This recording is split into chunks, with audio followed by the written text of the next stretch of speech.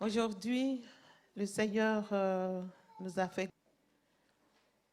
Et voilà, j'aimerais dire bonjour aux internautes, bonjour à toute personne présente dans la salle, que la grâce de Dieu soit sur vous. Recevez de la part du Seigneur ce message, que le Saint-Esprit rencontre vos besoins, réponde à vos questions.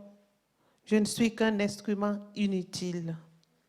Alléluia. Ce matin, nous avons vu que Dieu a appelé un jeune homme de 30 ans qui vivait en captivité depuis 5 ans à Babylone. Et ils étaient 10 000 à être déportés de la Judée par les Chaldéens.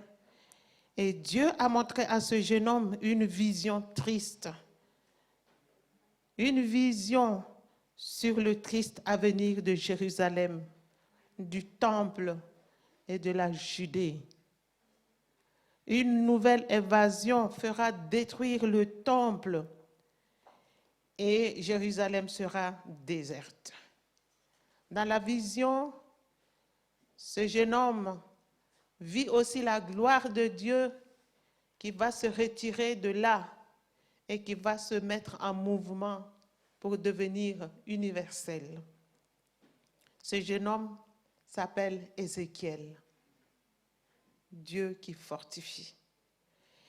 Et il comprend la toute-puissance de Dieu pour exécuter ses jugements sur son peuple et l'universalité désormais de la gloire de Dieu.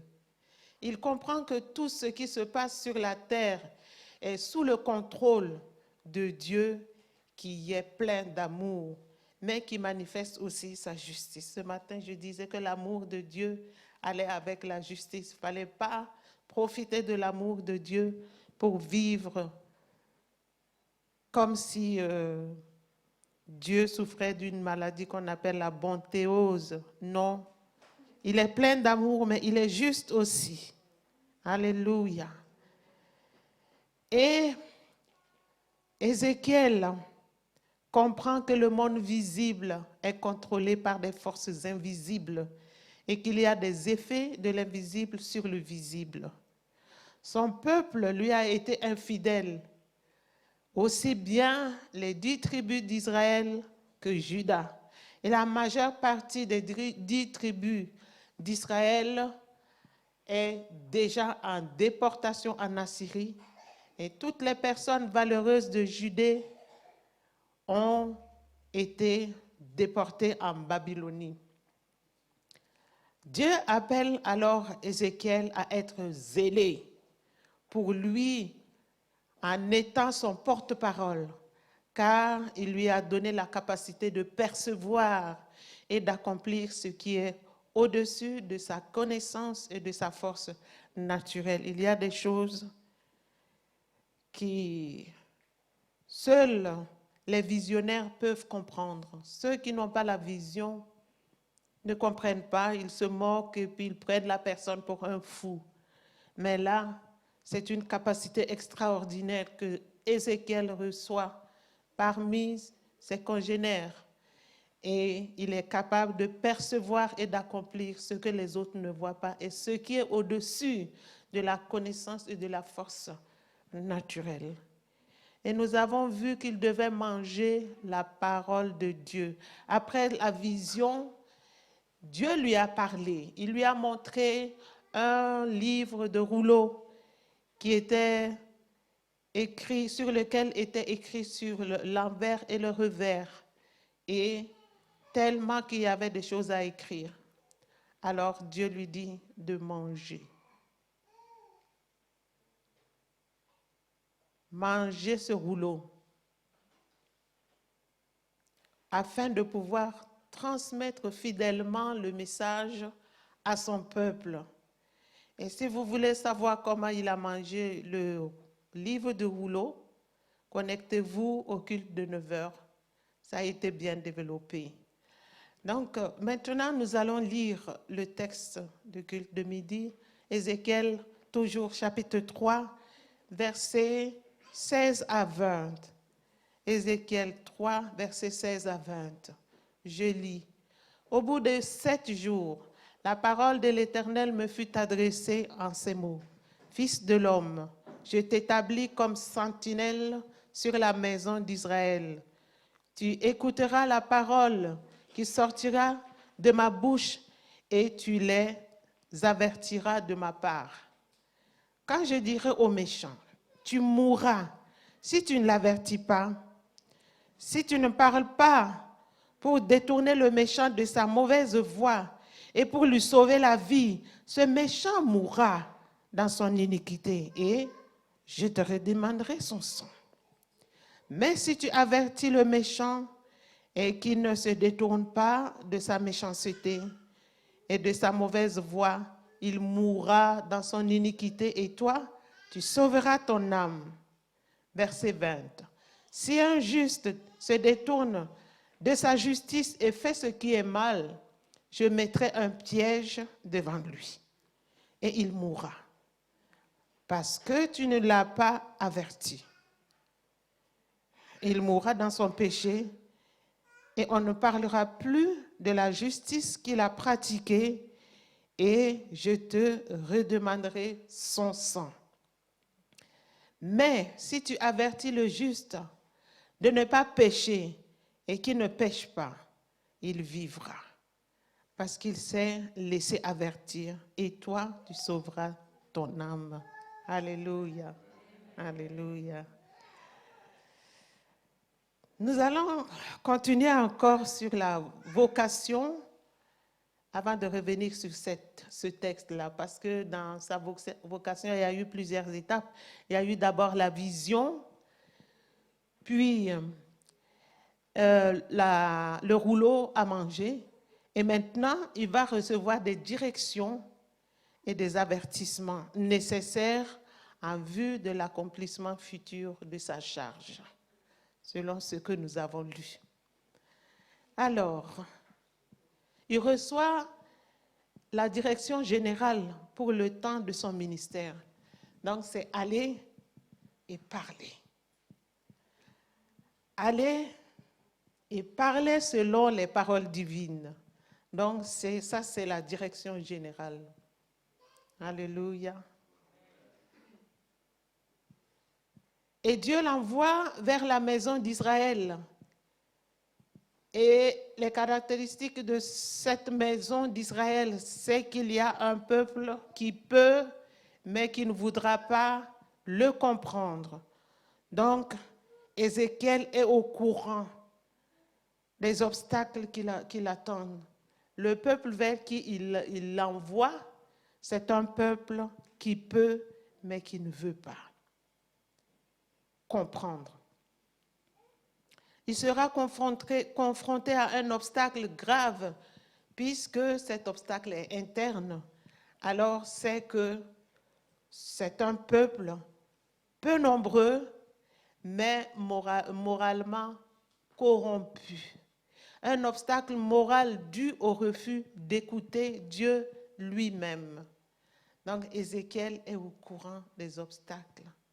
Et le dimanche passé, on nous a parlé aussi des obstacles qui sont inévitables. On rencontrera toujours des obstacles. Alors, Ézéchiel est informé aussi. Donc, ce matin, on a parlé de la douceur de la parole de Dieu qu'il a ressentie dans son palais. Mais ici,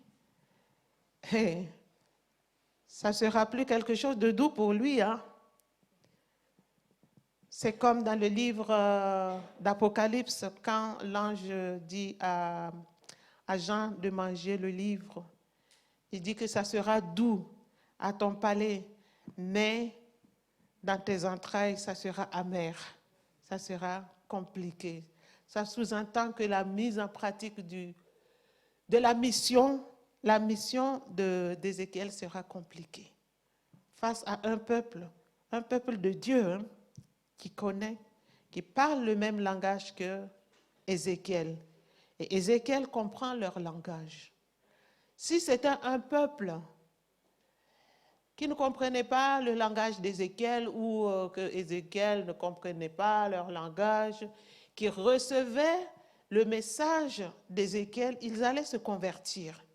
Mais Dieu ne l'envoie pas vers ce peuple. Il l'envoie vers son propre peuple. Alléluia. Mais Dieu va donner la solution à cet obstacle. Dieu va rendre Ézéchiel fort. Il va durcir son front.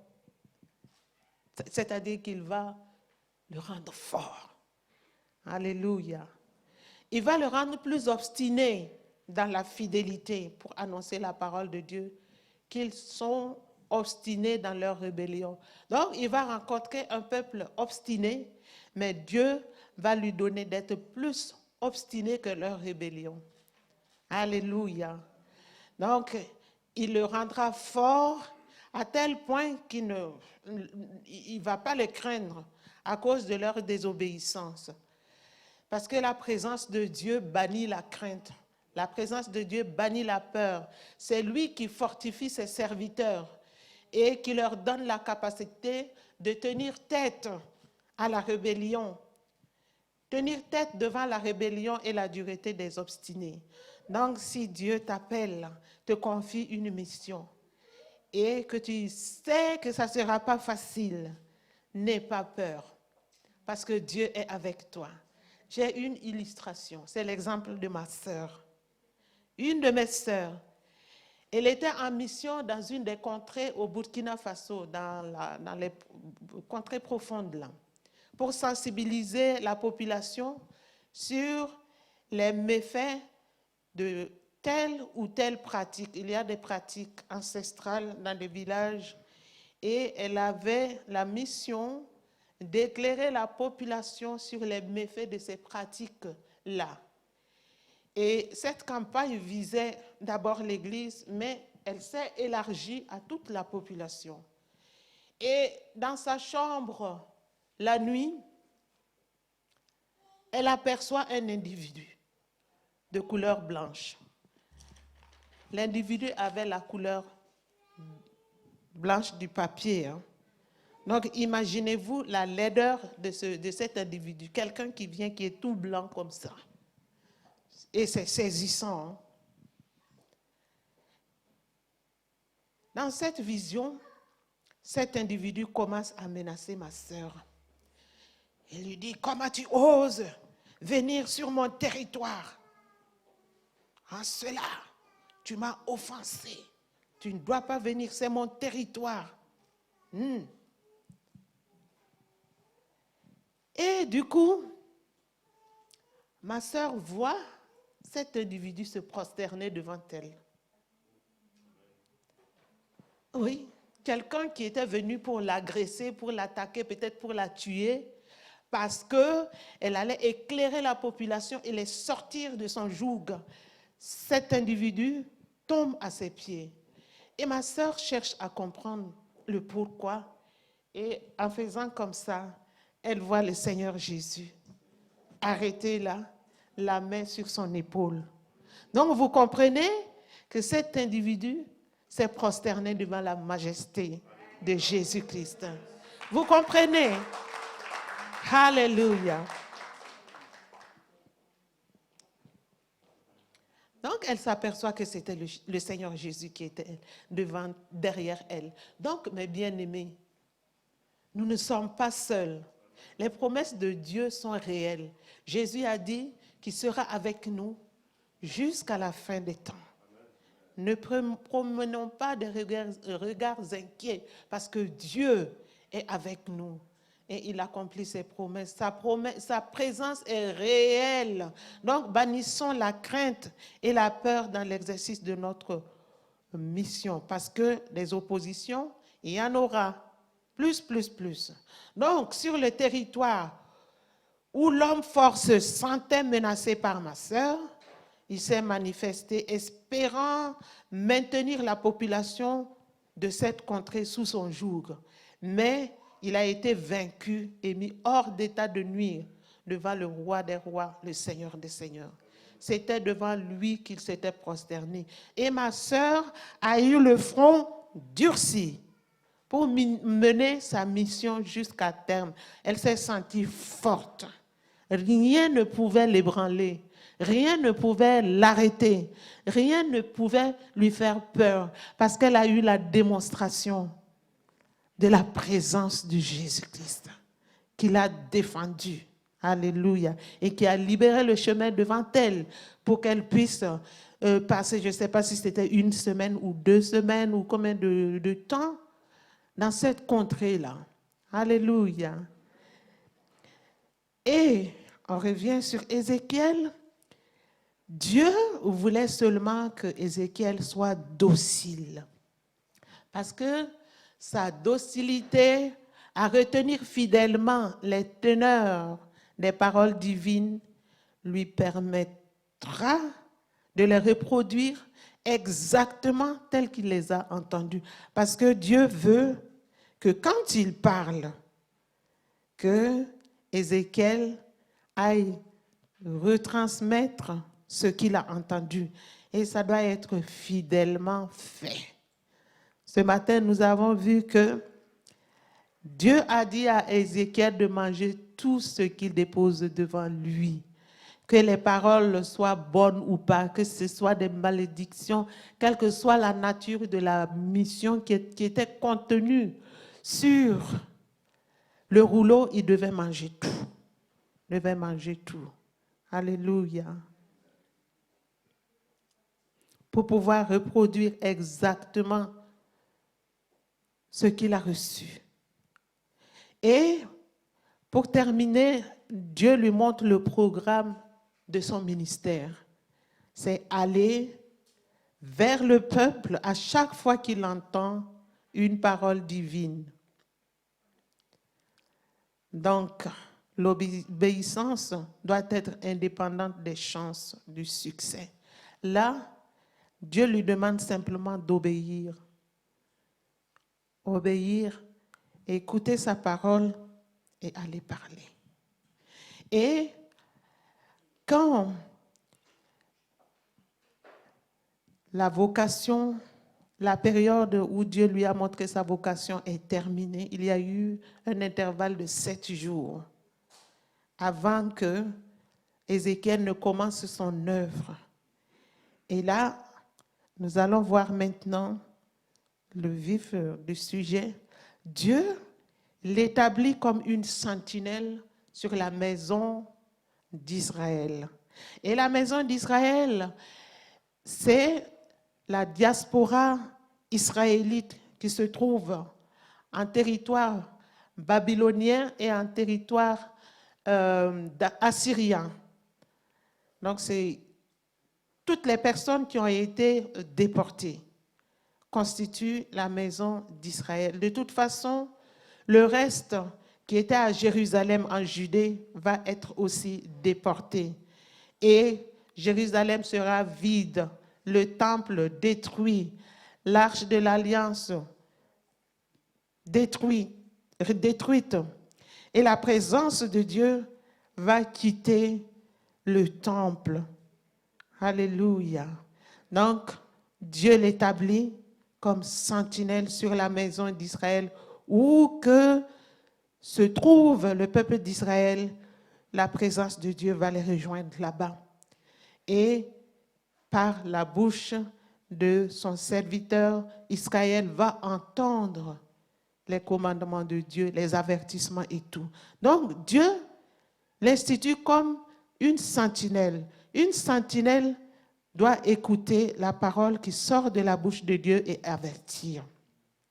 Une sentinelle, c'est quelqu'un qui veille et qui avertit. Une sentinelle a pour rôle de faire le guet. Donc, il est dans sa tour, une petite tour, et il guette. Quand il voit un ennemi, il lance l'alerte. Donc, son rôle, c'est de protéger un lieu ou une personne. Et son rôle, c'est d'avertir pour éviter toute surprise. Donc, maintenant, le sujet que je vais traiter, ce que le Seigneur veut que le peuple d'El Shaddai puisse comprendre, c'est le sujet suivant, les responsabilités liées à la mission de prophète. La première responsabilité, c'est avertir le méchant. Avertir le méchant. Le désir de Dieu est que le méchant ne périsse pas, qu'il change de conduite et qu'il vive. Là, c'est encore la manifestation de l'amour de Dieu. Dieu voit les méchants parmi le peuple de Dieu, mais il ne veut pas qu'ils périssent. Alors, il doit parler. Quand il voit un méchant, il voudra que ce méchant ne périsse pas. Dieu est prêt à pardonner et à oublier les péchés des pécheurs repentants. Il ne garde pas sa colère à toujours, car il prend plaisir à la miséricorde. Il désire que le méchant abandonne ses transgressions pour pratiquer le bien.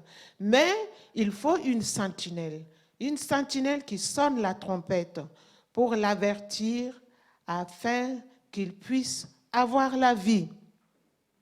Et Dieu parle encore aujourd'hui à travers ses serviteurs et ses servantes. Je suis en train de jouer le rôle de prophète en prêchant, en vous adressant la parole cet après-midi. Ça aussi, c'est avertir. C'est jouer le rôle de prophète. Donc, la prédication et les prédictions donnent des avertissements. Ce sont les instruments. Un prédicateur est aussi un prophète. Le prophète qui a le ministère don de prophétie, oui, parle aussi de la part du Seigneur. Il peut aussi révéler le passé, le présent et le futur dans le cadre d'arranger les situations, de ramener les gens sur le droit chemin, pas pour les condamner, pas pour les culpabiliser. Et la sentinelle a le devoir de parler aux méchants, dans le but d'un changement. Ce n'est pas seulement le prédicateur qui joue le rôle de sentinelle, ni le prophète. Toi-même, tu peux être prophète de toi-même. Tu peux entendre la parole de Dieu pour toi-même. Tu peux recevoir la parole de Dieu pour quelqu'un d'autre, parce que Dieu voit que la personne va périr. Donc, nous sommes tous des sentinelles. Alléluia. À un moment ou à un moment donné de notre vie, Dieu peut nous utiliser comme une sentinelle. Alléluia. Donc, il faut être prêt à discerner sa parole, à entendre sa parole et à transmettre fidèlement la parole pour ramener les gens à Dieu. Pas avec agressivité, pas avec orgueil, mais avertir simplement. Donc, la sentinelle a le devoir de parler aux méchants dans le but d'un changement. Mais si la sentinelle se tait, si le messager se tait et que le méchant périsse dans son péché, le messager, lui, il mourra aussi dans son péché.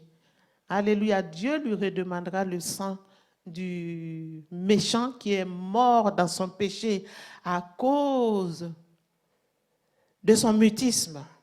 Alléluia. Ézéchiel 33, versets 6 et 8 nous parle de ceci. La sentinelle, si la sentinelle voit venir l'épée, j'avais expliqué que la sentinelle se met sur une tour pour voir l'ennemi venir.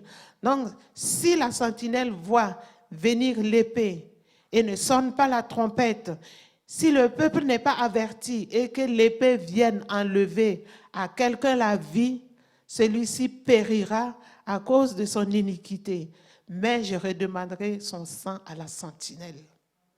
Quand je dis aux méchants, méchant, tu mourras si tu ne parles pas pour détourner le méchant de sa voie. Ce méchant mourra dans son iniquité et je te redemanderai son sang. Alléluia. Qu'est-ce qui peut nous arrêter encore? L'illustration de ma sœur est suffisante pour nous aider à comprendre qu'on peut parler. Il est méchant, non? Mais il ne va pas te tuer. De toute façon, le Seigneur a dit de ne pas craindre celui qui peut tuer le corps et qui ne peut pas tuer l'âme. Donc, on a tout à gagner. N'ayez pas peur de parler pour que le méchant revienne. Nous sommes comme des sentinelles et nous avons notre trompette. Nous pouvons sonner. Tout, tout, tout, tout, tout, tout, tout, tout, tout, tout, tout. Et tout le monde va entendre pour revenir, pour se protéger et avoir la vie. Le chapitre 33, toujours de Ézéchiel, verset 14 à 16. Il est écrit, lorsque je dis au méchant, tu mourras, s'il revient de son péché et pratique la droiture et la justice, s'il rend le gage, écoutez bien, c'est quelqu'un qui avait volé, s'il rend le gage, s'il restitue ce qu'il a ravi, ce que le peuple de Dieu oublie maintenant, c'est la restitution. Ils sont prêts à voler et à aller demander pardon. Seigneur, pardonne-moi, j'ai volé. Mais Dieu dit d'aller restituer. Pourquoi tu gardes? Si le méchant restitue ce qu'il a ravi, s'il suit les préceptes qui donnent la vie sans commettre l'iniquité, il vivra, il ne mourra pas. Alléluia. Tous les péchés qu'il a commis seront oubliés. Il pratique la droiture et la justice, il vivra. Donc, il y a réparation. Il faut demander pardon, mais il y a réparation des torts. La plupart des temps, on s'attaque à Dieu seulement. C'est parce que lui, on le moyen seulement. Oui, un peu seulement, Dieu pardonne-moi parce qu'il est écrit, si tu confesses tes péchés, il est juste et fidèle pour pardonner. Alors, oui, c'est facile. Mais on oublie l'autre partie. On a peur de l'homme. Hein? On a peur des réactions, on a peur des jugements. Les quand dira-t-on, je vais perdre sa confiance, je vais perdre ma crédibilité et tout. Non, il faut réparer les torts. Tu as parlé mal à quelqu'un, il faut réparer. Tous les torts qu'on fait aux uns et aux autres, il faut réparer.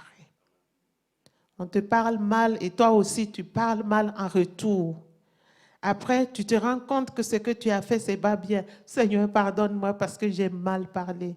Oui, mais le Seigneur va tenir compte aussi du fait que tu ne sois pas allé demander pardon à la personne. Il a dit, surmonter le mal par le bien. Et là, tu as mal parlé à la personne. Cette personne a péché contre toi. Toi aussi, tu as péché contre la personne. Il faut réparer. Il faut réparer. C'est ce qui manque à la vie des chrétiens.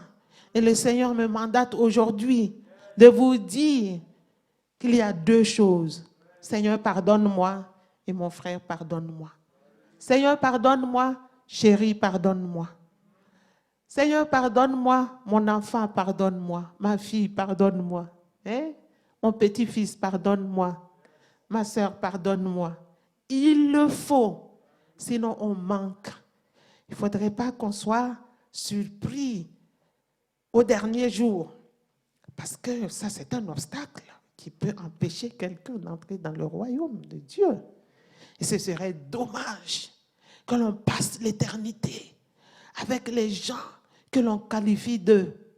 Hein, des gens qui ont passé leur temps à vivre comme ils veulent, qui ont suivi le penchant de leur cœur, qui ont fait la volonté de l'ennemi. C'est dommage de passer le temps avec ces gens-là, qui ne craignaient pas Dieu. Alléluia. Le Seigneur vous demande la réparation.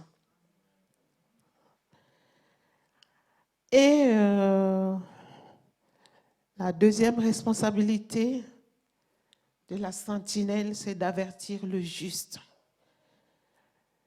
Verset 20 à verset 21.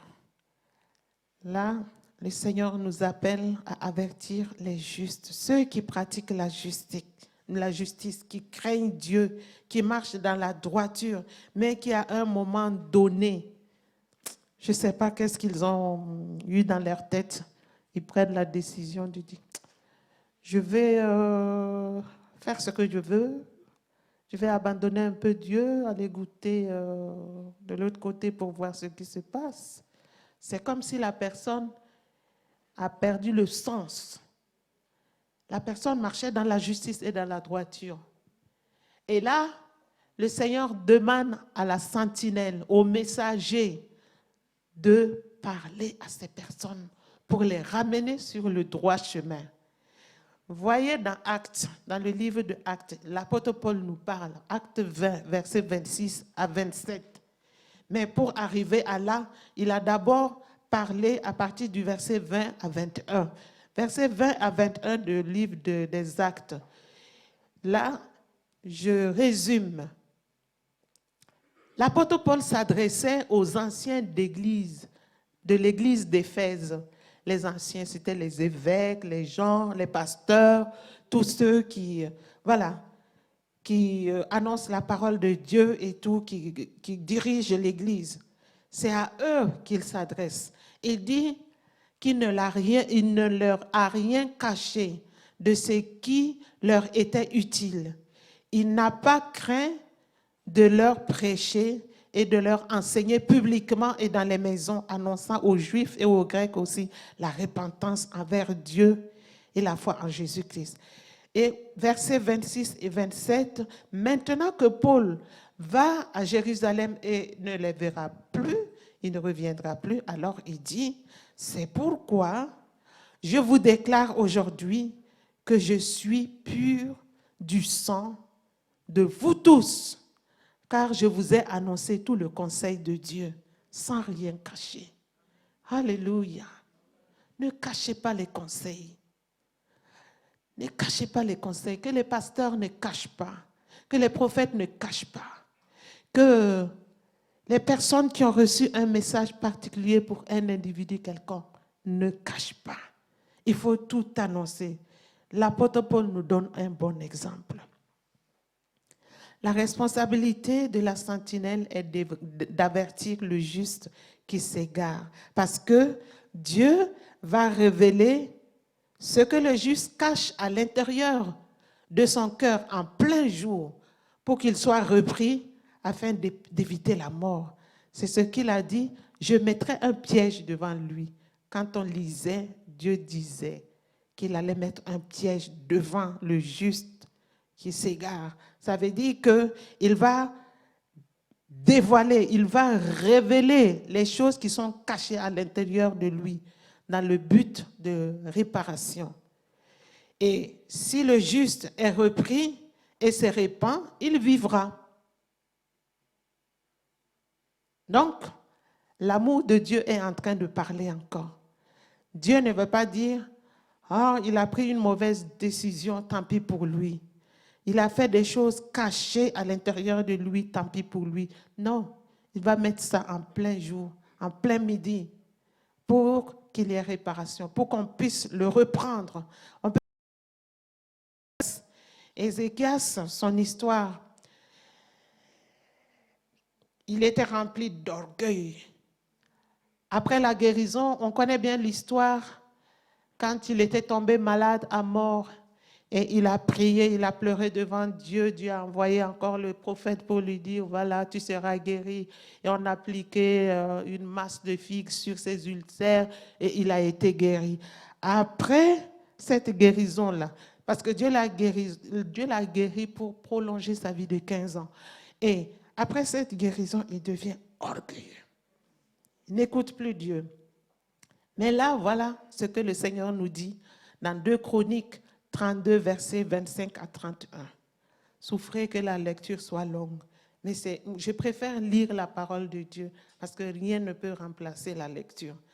Voilà. Mais Ézéchias ne répondit point au bienfait qu'il avait reçu, car son cœur s'éleva et la colère de l'Éternel fut sur lui, sur Juda et sur Jérusalem. C'était seulement Ézéchias, hein? Mais la colère était sur lui, sur Juda, sur Jérusalem. Donc, c'est quelque chose de connu en plein jour. Alléluia. Alors, Ézéchias du sein de son orgueil, s'humilia avec les habitants de Jérusalem. Et la colère de l'Éternel ne vint pas sur eux pendant la vie d'Ézéchias. Alléluia. Le pardon est là, mais les conséquences restent toujours. Donc, la sanction viendra après la mort d'Ézéchias. Ézéchias eut beaucoup de richesses et de gloire. Et il se fit des trésors d'argent, d'or, des pierres précieuses, d'aromates, de boucliers et de tous les objets qu'on peut désirer. Waouh! Des magasins pour les produits de blé, en mou et en huile, des crèches pour toute espèce de bétail et des étables pour les troupeaux. Il se bâtit des villes et il eut en abondance des troupeaux de menus et de gros bétail, car Dieu lui avait donné des biens considérables. Ce fut aussi lui, Ézéchias, qui boucha l'issue supérieure des eaux de Gihon et les conduisit en bas vers l'occident de la cité de David. Ézéchias réussit dans toutes ses entreprises. Cependant, lorsque les chefs de Babylone envoyèrent des messagers auprès de lui pour s'informer du prodige qui avait eu lieu dans le pays, Dieu l'abandonna pour l'éprouver, afin de connaître tout ce qui était dans son cœur. Donc Dieu peut t'éprouver pour t'amener au salut. Alors, prenez l'exemple d'Ézéchias. Il s'est humilié, lui et la population de Jérusalem et de Judée. Et la colère de l'Éternel n'est pas venue pendant le vivant d'Ézéchias. Si le juste est repris et qu'il s'obstine dans son péché, c'est un autre cas de figure, il mourra dans son péché et sa justice tombe à l'eau. Mais la sentinelle qui l'aura prévenu sera sans faute. Ézéchiel, toujours 33, versets 12 à 13. La justice du juste ne le sauvera pas au jour de sa transgression, et le méchant ne tombera pas par sa méchanceté le jour où il s'en détournera. De même que le juste ne pourra pas vivre par sa justice au jour de sa transgression. Lorsque j'ai dit au juste qu'il vivra, s'il se confie dans sa justice et commet l'iniquité, toute sa justice sera oubliée et il mourra à cause de l'iniquité qu'il a commise. Wow!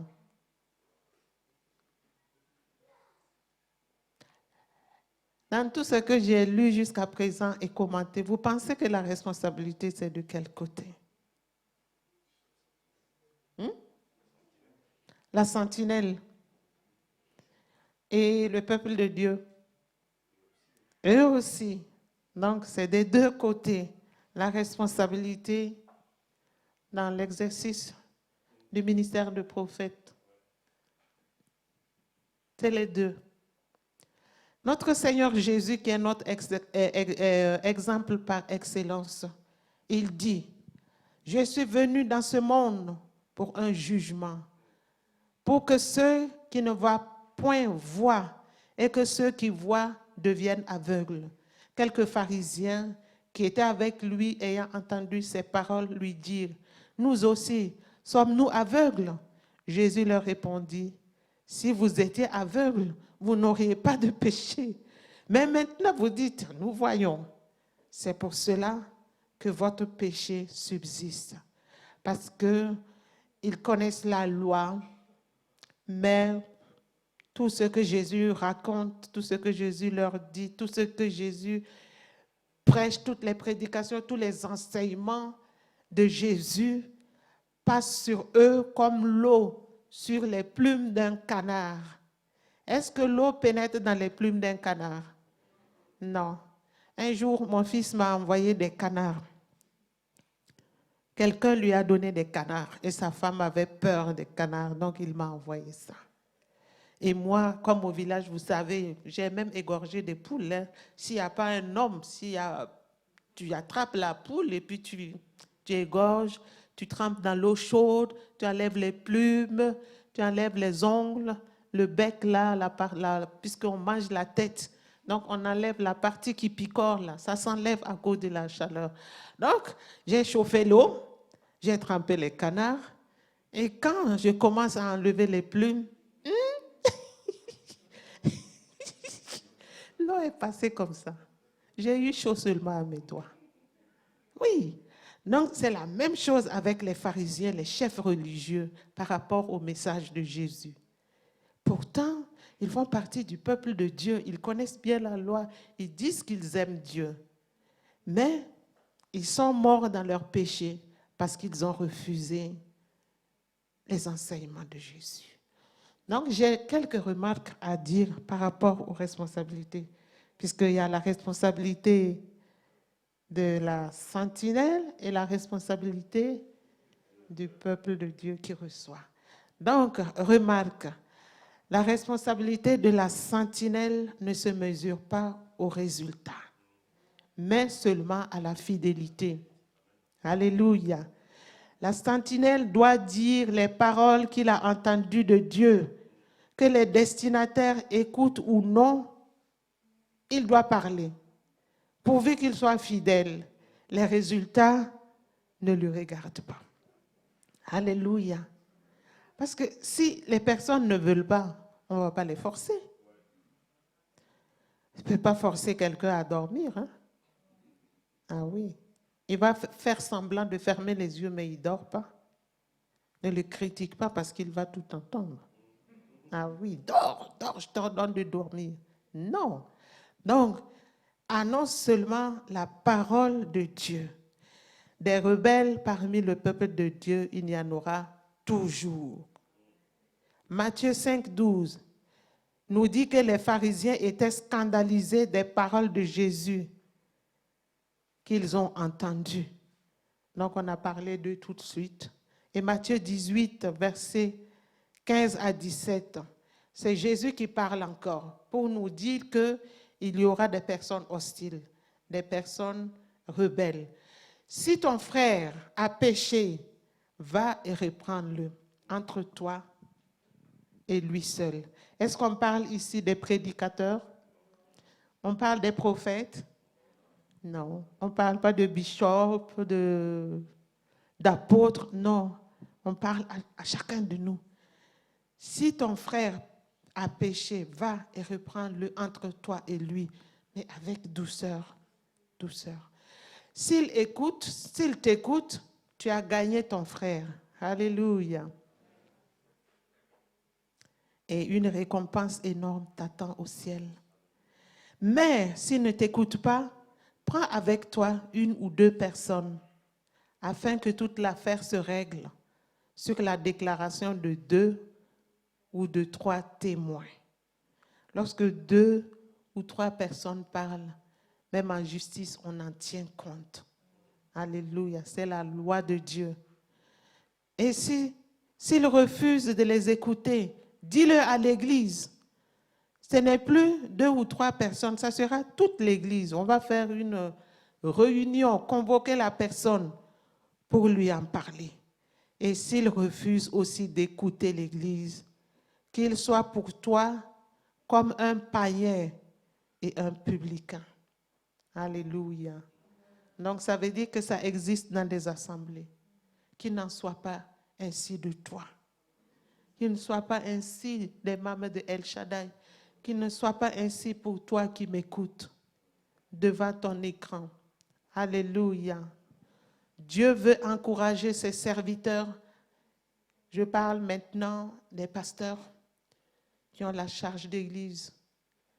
Dieu veut encourager ses serviteurs à ne plus se décourager par les résultats de leurs efforts, ou les chefs de ministère, ou les gens qui exercent leur ministère quelconque.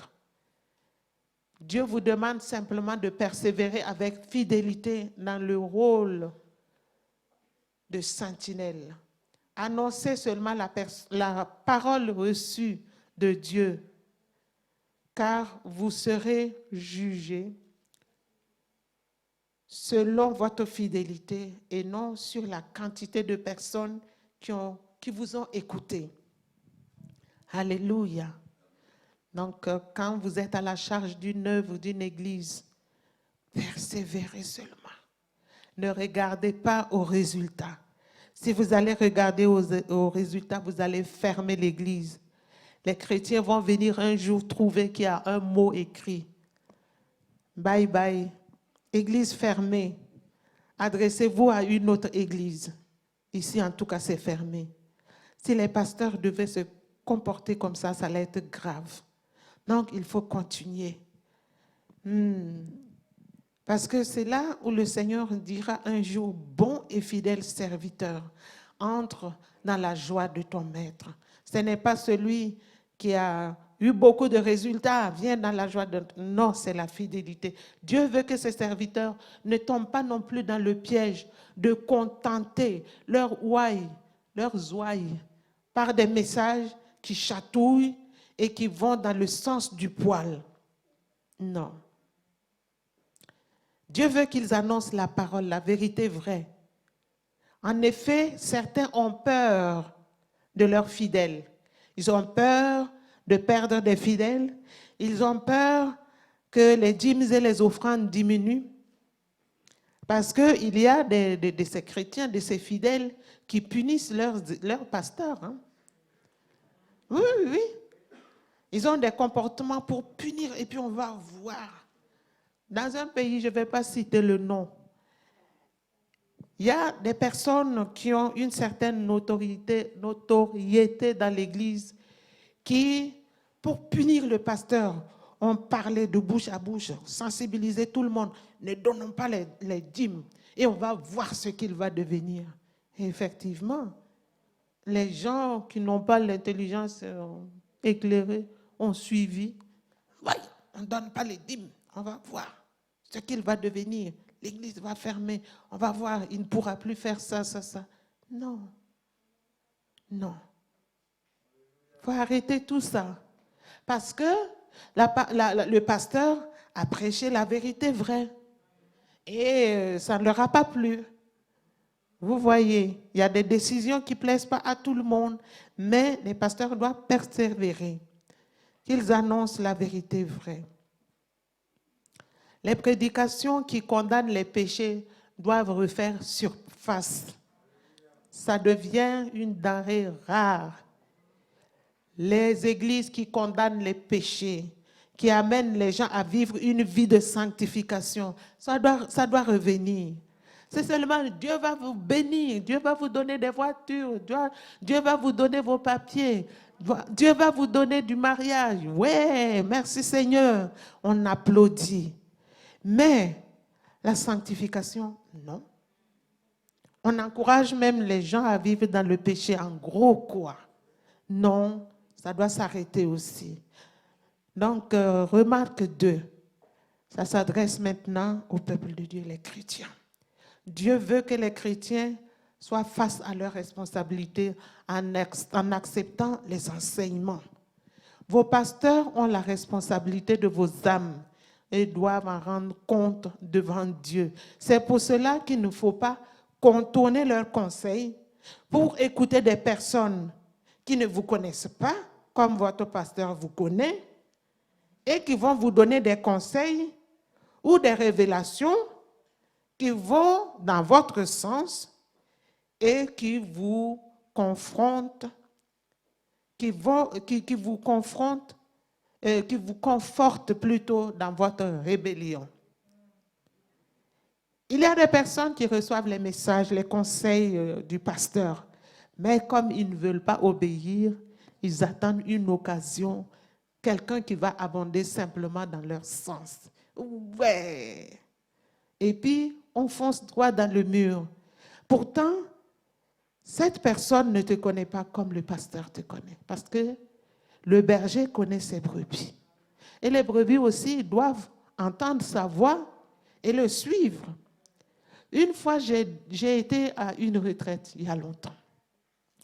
Et quand on a fini l'enseignement, on a fait des groupes des femmes et je devais présider avec une autre collègue un sous-groupe. Et là, il y a une femme qui a parlé et qui voulait des conseils. J'ai dit, est-ce que tu as parlé avec ton pasteur? Non. Et l'autre, la collègue là, qui dit, mais non, on nous a dit que, quoi. J'ai dit, non, c'est pas comme ça. C'est pas comme ça. Cette sœur doit aller dire à son pasteur. Son pasteur doit savoir ce qui se passe dans sa vie. Parce que c'est lui qui a la responsabilité de cette femme pour pouvoir l'accompagner. Et c'est comme ça que les gens, même ceux qui encadrent, ne comprennent pas encore ça. Et c'est comme ça que les gens vont de personne en personne, de prophète en prophète, et voilà, ça ne marche pas. Mais c'est simple. Allez voir votre pasteur. Il vous connaît, il doit vous connaître aussi. Et vous allez trouver la solution à votre problème. Simplement, il faut de l'obéissance et de la docilité, comme ce que Dieu a demandé à Ézéchiel. Parce que sinon, c'est un piège. Et vous serez seul à faire face à votre responsabilité devant Dieu. Une brebis n'a qu'un berger qui doit être informé de tout ce qui lui concerne. Mes brebis entendent ma voix et me suivent. Donc, il faut avoir aussi l'intelligence d'examiner toujours les prophéties que vous recevez. Le peuple de Dieu est friand des prophéties. Faites attention, parce qu'on nous a enseigné ici, une prophétie sur 3 seulement viennent de Dieu. Donc, ne gobez pas tout. Ne gobez pas tout. Examinez. Faites-vous aider aussi. On prie pour vous, on libère une prophétie sur vous, allez raconter à votre pasteur. Parce que si ça ne colle pas à la réalité, il va vous dire non. Ne croyez pas. Parce que la prophétie ne peut pas venir te condamner, ne va pas venir te sortir de là où Dieu t'a placé. Des prophéties qui disent, oui, cette femme, ce n'est pas ta femme, tu dois la chasser parce qu'elle est sorcière, parce que, et puis toi tu crois. Tu entames la procédure de divorce. Quel est ce Dieu qui divise les foyers? S'il vous plaît. Faites-vous aider par votre pasteur, un point, un trait. Et si il y a des ministères de prophétie qui sont là, demandez toujours de l'aide pour rester dans le droit. Alléluia. Parce que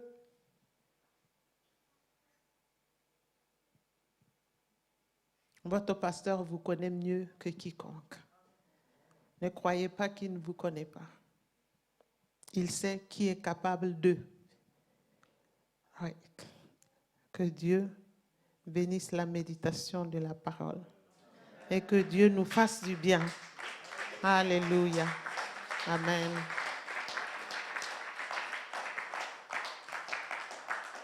Seigneur des Seigneurs, nous avons entendu ta parole et nous te disons merci. Nous t'avions demandé au départ de nous parler. Tu nous as parlé. Oui, nous sommes assis à tes pieds et tu nous as parlé. Nous te disons merci.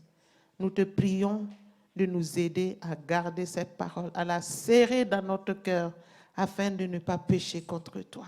Parce que ta parole est une lampe à nos pieds et une lumière sur notre sentier.